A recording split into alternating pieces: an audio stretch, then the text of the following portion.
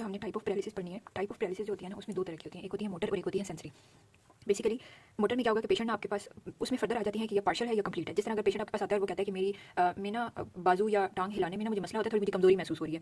Complete paralysis नहीं हुआ, लेकिन उसे कमजोरी महसूस हो रही है, उसे वीकनेस हो रही है, तो वो होता है पार्शियल, उसे हम कहते हैं हेमीपैरेसिस। ठीक है, अगर वही कंप्लीट हो जाए, वो कहता है कि डॉक्टर साहब मैं ना अपनी हाथ या पाँव हिला ही नहीं सकता बिल्कुल, कंप्लीट पैरालिसिस हो गया तो उसे कहेंगे हेमीप्लेजिया। ठीक है, इसी में सेंसरी सिस्टम आ जाता है। सेंसरी सिस्टम में भी अगेन वही बात है कि अगर पार्शियल सेंसरी लॉस होगा तो उसे हेमी सेंसरी लॉस कहते हैं, और अगर कंप्लीट होगा तो उसे हेमी एनेस्थीसिया कहते हैं। ठीक है, ये हो जाता है मोटर और सेंसरी सिस्टम के अकॉर्डिंगली। इसके बाद कुछ बॉडी साइड्स के अकॉर्डिंगली होता है। अगर तो एक लिम्ब है ना तो उसे कहते हैं मोनोप्लीजिया। ठीक है, अगर वन लिम्ब है तो उसे कहेंगे मोनोप्लीजिया।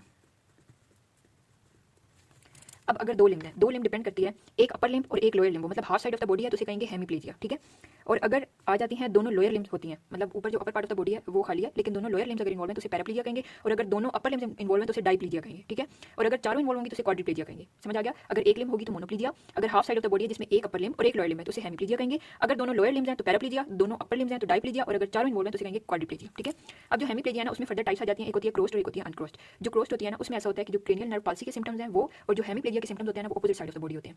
अगर हेमीप्लेजिया लेफ्ट साइड का हुआ है ना तो क्रेनियल नर्व पाल्सी के जो सिम्टम्स होंगे ना वो राइट साइड पाएंगे। जिस तरह अगर फेशियल नर्व की पैरालिसिस की बात करी जाए तो जो फेशियल एसिमेट्री होगी ना वो बेसिकली राइट साइड के सिम्टम शो करेगी।